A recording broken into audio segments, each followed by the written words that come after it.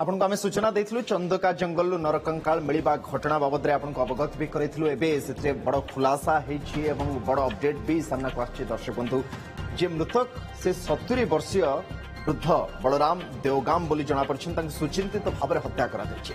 एने जने अभियुक्त को अटक रखी पुलिस तदंत करुछि। अभियुक्त को नहीं क्राइम सीन रिक्रिएशन भी करिछि पुलिस। मिलिथिबा सूचना मुताबक पूर्व शत्रुतार वृद्ध को मारी जंगल फिंगी दिया जायछि। गतकाली छतु आनिबाकु जायथिबा बेले नरकंकाल देखिथिले स्थानीय युवक। कंकाल सहित मुंड खपुरी माड़ी जंग हाड़ एणे तेणे छिटकी पड़िथिबा देखिबाकु समाने पाइथिले एवं खबर पाइबा परे स्थानीय पुलिस एवं वन विभाग टीम भी सेठी पहुंचीथिला। अधा देह माटी तले थिबार संदेह करा जायतिला। मासे तले होइथिबा एक मिसिंग केस को नहीं तदंत को व्यापक करथिला पुलिस एवं एथिरे एबे बड़ अपडेट जे मृतक से 70 वर्षीय वृद्ध बलराम देवगाम बोली जना पड़छन्ते एवं तांकु सुचिंतित भाव में हत्या करा जायछि। एने जने अभियुक्त को अटक रखी पुलिस तदंत करछि। रिपोर्टर चंदन पाइकराय हम सहित फोन लाइन अच्छे। चंदन ए बाबद सूचना तो आम पूर्व आम दर्शक मान देते किंतु एथरे अपडेट आछे जना पड़ जाइछन्ते जे प्रकृत में से नरकंकाल कहार एवं जहाँ सूचना आछे सुचिंतित भाव में हत्या करा जायतिला। टिके पूरा घटना बाबद आपन ठारू विस्तृत जानिया पय चाहबो जे काहे की हत्या हला केबे ये हत्याकांड हुआ जायतिला किए करथिला कोन प्रकृत में उद्देश्य थिला।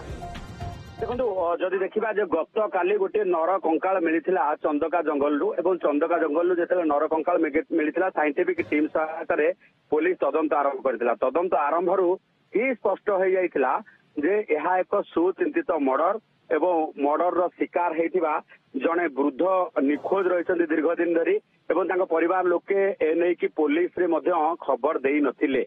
किंतु परवर्ती समय जो पाख आखरे जो खोज खबर निगला जना पड़गला जे जने 70 वर्षीय वृद्ध ए पर्यंत निखोज अछंती। पाखापाखि 2 मास तलू एभली भावे हत्या करबा परे जंगल में पोती दिया जायतिला एवं नरकंकाल मिलवा परे ये इन्वेस्टिगेशन स्टार्ट होता सेते बेले अभियुक्त माने हड़बड़ाई जाइथिले एवं पुलिस तुरंत अभियुक्त को गिरफ करने सहित आरंभ करथिला छानबीन एवं तदंत आरंभ करबा परे जना पड़िथिला जे 70 वर्षीय बुढ़ा को सुचिंतित भावे एक जो रही हत्याकांड करा जायतिला। हत्याकांड करबा परे जंगल नहीं पोती जायतिला कारण एइथिपाई जे एसओजी कैंप पछपटे थिबा जंगल भितरे पोती देले डेड बॉडी पाइबार संभावना बहुत कम रही। ये जे जंगल बाबद रे जानिथिले स्थानीय अंचल लोक ना ये पाख आखर कोठिकार ना बाहर रो।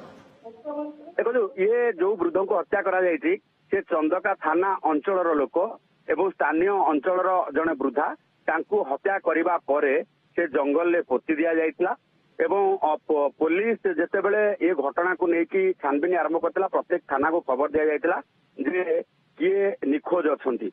जेते निखोज रिपोर्ट को काढ़ा जाइतिला सेते बेले जना पड़ी नथिला कारण घर लोक भी निखोज रिपोर्ट दाखल कर नथिले। तेणु पुलिस संदेह करुछि एथे घर लोक भी संपृक्त अछंती बोली ताकू लेकिन अधिक छानबीन करा जाउछि। तारि भितरे जने अभियुक्त को वर्तमान गिरफ करबा परे पूरा क्राइम सीन रिक्रिएशन करा जायछि किभଳି भाबे हत्या कले किभଳି भाबे आनी एठी डेड बॉडी को डंप कले एवं एइथमे डेड बॉडी को एठी डंप कले बोली अभियुक्त मानिछि जे जेहेतु एसओजी कैंप पछपटे डंप करले कौनसी व्यक्तिर संदेह हबनी कि सेठी की साधारण लोकंकर यातायात नाही तेणु से अनुसार बॉडी को डंप करा जायतिला।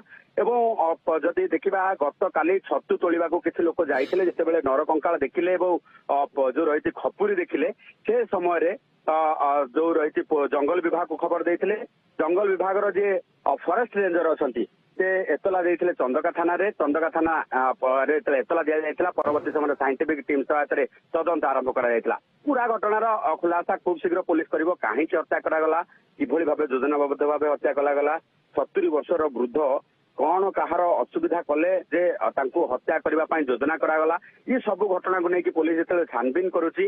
गोटे सब बड़ अपडेट होउची जे नर कंकाल ही कथा कहला एवं नर कंकाल ही स्पष्ट होईगला जे इठी डेड बॉडी को किभଳି भाबे डंप करा जाउची एवं पूरा घटना उपरु जेते बेले पर्दा हटिबो जना पड़िबो जे प्राथमिक भावे पुलिस जेते संदेह करुची ये जो रही जागा बाड़ी को लेके हुए तो हत्याकांड होइछि बोली पूरा घटना को लेके बहुत जल्दी पुलिस पूरा घटना पर पर्दा उठेदब पर्दाफाश करिवो तार एबे तो आमे कहि परबा जे आपातत 50% केस रे पुलिस आगो को बढ़ी सारलाणी एवं जने अभियुक्त को मध्य नै पुलिस एठी क्राइम सीन रिक्रिएशन करिछि। ये होछि आतरे बड़ अपडेट। बहुत बहुत धन्यवाद चंद तमाम सूचना एवं अपडेट।